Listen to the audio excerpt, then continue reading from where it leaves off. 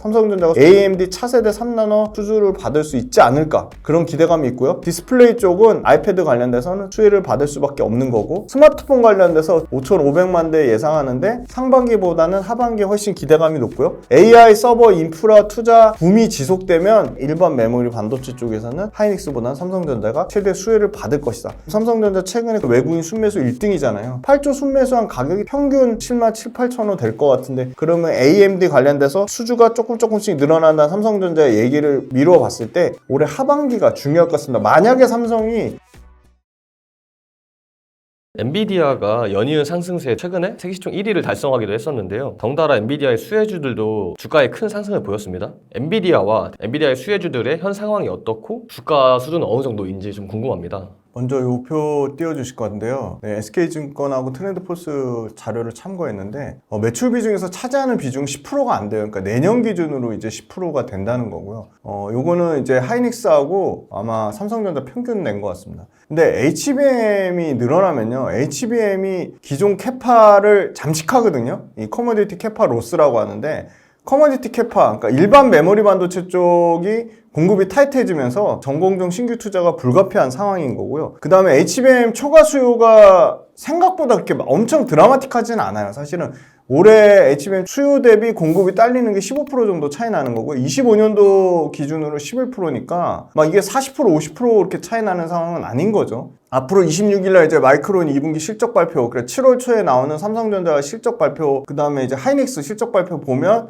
또 추가적인 HBM에 대해서 업데이트 될 텐데, HBM이 생각보다 수요 공급이 타이트한 상황인 건 맞는데 수요와 공급이 그럼 뭐 30% 이상 차이가 나냐?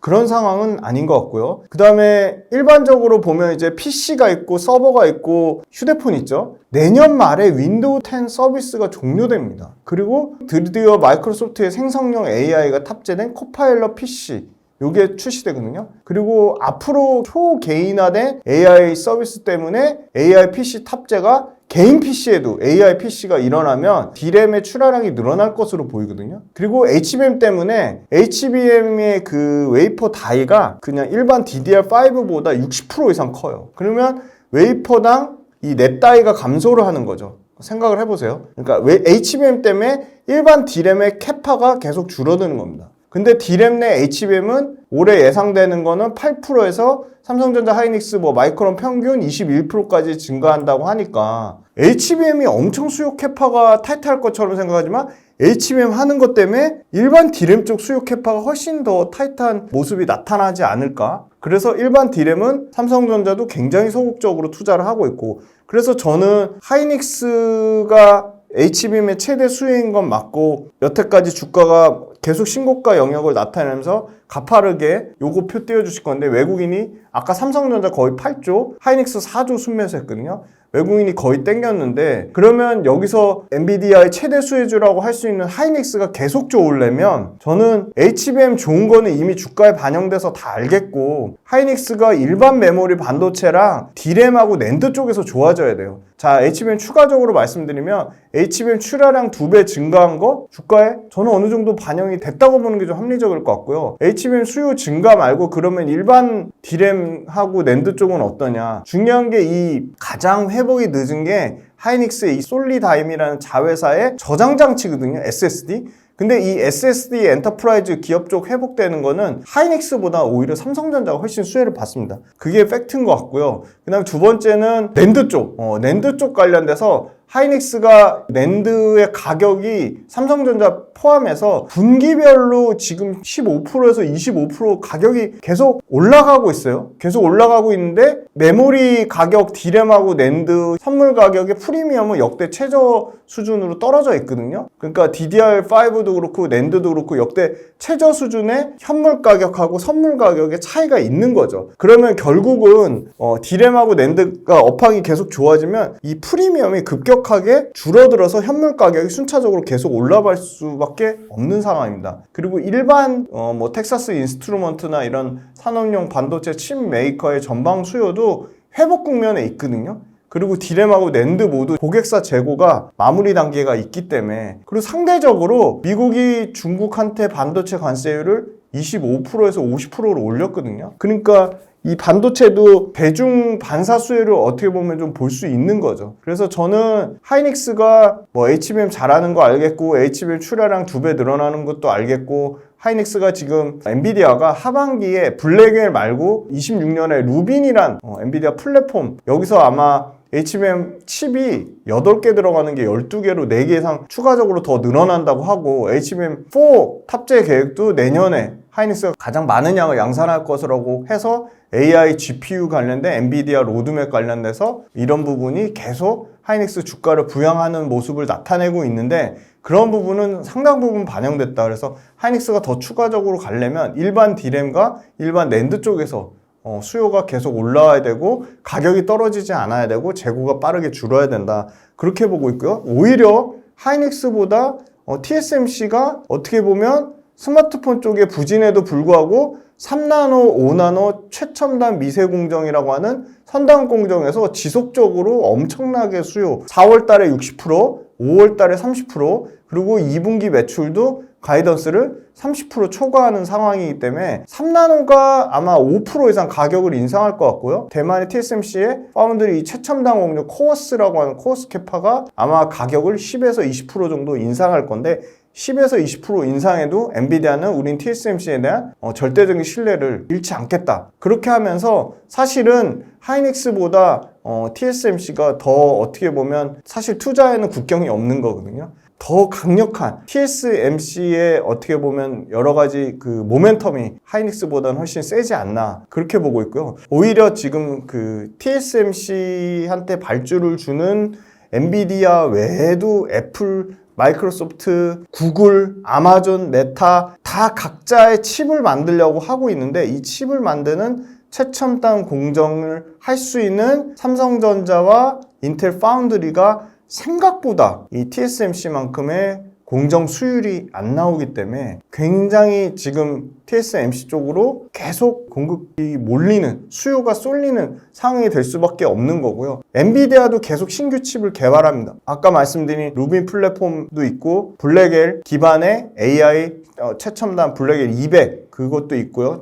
그래서 지금 상당히 엔비디아 좋은 부분을 어떻게 보면 하이닉스보다는 TSMC가 더 큰 수혜를 받을 확률이 매우 높고 지금 AI 서버 쪽 상황은 뭘 보면 되냐면 대만의 에이스피드라는 회사가 있습니다. 대만의 에이스피드 매출이 전년 대비 90%씩 증가하고 있거든요. 그래서 AI 서버 쪽 둔화되는 여부의 그 소위 말하는 선행 지표로 활용하시면 좋을 것 같고요. 그래서 굳이 하이닉스를 지금 신고가 영역에 있는데 밸류에이션 부담을 가지고 투자하는 거에 대해서는 상당히 고민을 해보셔야 되는데 다만 이제 하이닉스가 예상대로 올해 영업이익이 20조, 내년에 35조 이렇게 계속 늘어나면 올해 PER 기준으로는 11배, 내년 PER 기준은 8배까지 떨어지거든요. 그러니까 다른 상대적인 반도체 업체들, 국내 반도체 업체들 삼성전자가 있고 그다음에 뭐 파운드리를 하는 뭐 DB하이텍이라는 회사가 있고 뭐 한미반도체가 있고 그다음에 뭐 리노공업이라는 회사도 있고 다양한 회사들이 있는데 그런 회사들에 비해서는 하이닉스가 대장주임에도 불구하고 밸류에이션이 그렇게 비싼 상황은 아닌 거죠. 그래서 상대적인 매력도를 따져보시는 게 제일 중요한 것 같고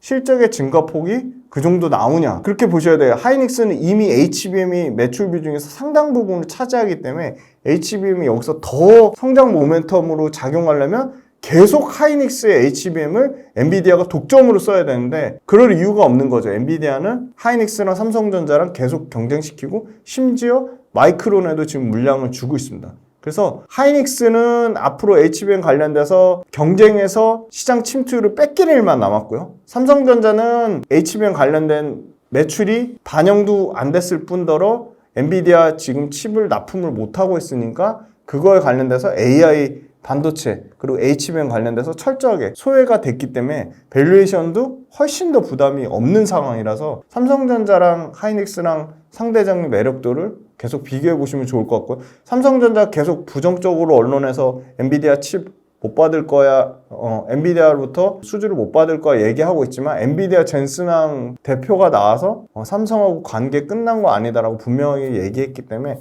올해 하반기가 중요할 것 같습니다. 만약에 삼성이 엔비디아 칩 납품을 못하면 하이닉스가 계속 신고가를 넘어서 역대급 신고가를 갈 확률도 충분히 있다고 보고 있습니다. 사실 삼성전자도 이 HBM 수주를 통해서 엔비디아의 수혜를 기대를 많이 했지만 주가가 여전히 부진한 상태이죠. 근데 말씀을 해주신 것처럼 못 봤던 수혜를 받게 되면서 앞으로 훨씬 긍정적인 모습을 보일 수 있지 않을까 기대가 되는데 향후 삼성전자의 움직임은 어떻게 예상하시나요? 네, 말씀 주신 대로 일반 디램하고 일반 낸드가 회복이 되면 하이닉스보다 삼성전자가 훨씬 회복의 강도가 크고 일반 디램과 낸드가 차지하는 매출 비중 사이즈가 삼성전자가 매출과 이익에서 훨씬 더 크기 때문에 삼성전자 당연히 훨씬 더 수혜를 받을 거라고 기대하고 있고요. 일반 반도체, 일반 메모리 반도체 실적 레버리지의 효과가 극대화되는 거는 올해보다는 내년이라고 보고 있어요. 왜냐하면 아까 말씀드렸던 여러 가지 투자 관련돼서 지연됐던 부분 재고 조정 마무리돼서 재고가 줄여야지 신규 투자도 하는데 결국은 삼성전자 일반 메모리나 일반 낸드가 본격적으로 투자를 재개하는 시점은 올해가 아니라 내년 상반기를 보고 있거든요. 그래서 내년에 상당히 기대감이 큰 거고요. 삼성전자 딱 보시면 심플해요. 삼성전자도 디램과 낸드가 모두 가격이 분기별로 15%씩 상승하고 있거든요. 이 가격 상승세가 크게 꺾이지 않으면 삼성전자 반도체 좋아질 수밖에 없고요. 자, 그러면 삼성전자 매출 구조를 뜯어보면 삼성전자는 반도체보다 휴대폰이 매출과 이익에서 차지하는 비중이 훨씬 큽니다. DX 사업부라고 하는데요. 여기는 휴대폰이 있고 가전이 있고 하만이 있거든요. 휴대폰, 가전, 하만이 다 좋아야지 DX 사업부가 좋아지는 건데 올해 추정되는 거는 삼성전자 반도체가 매출이 110조, 휴대폰, 가전, 하만 합쳐서 180조, 삼성 디스플레이가 30조거든요. 근데 다행인 거는 반도체 말고 삼성전자의 휴대폰이 나쁘지 않아요. 생각보다 갤럭시 S24가 잘 팔리고 있고요. 실적이 주춤한 이유는 갤럭시 S24에 들어가는 반도체 가격이 비싸지니까 원가 측면에서 손해보는 측면이 있고요. 작년에 휴대폰도 안 좋았고 반도체 안 좋았을 때 실적을 유일하게 견인했던 게 삼성 디스플레이입니다. SDC라고 하는데요. SDC도 계속 안 좋았는데 애플 납품하면서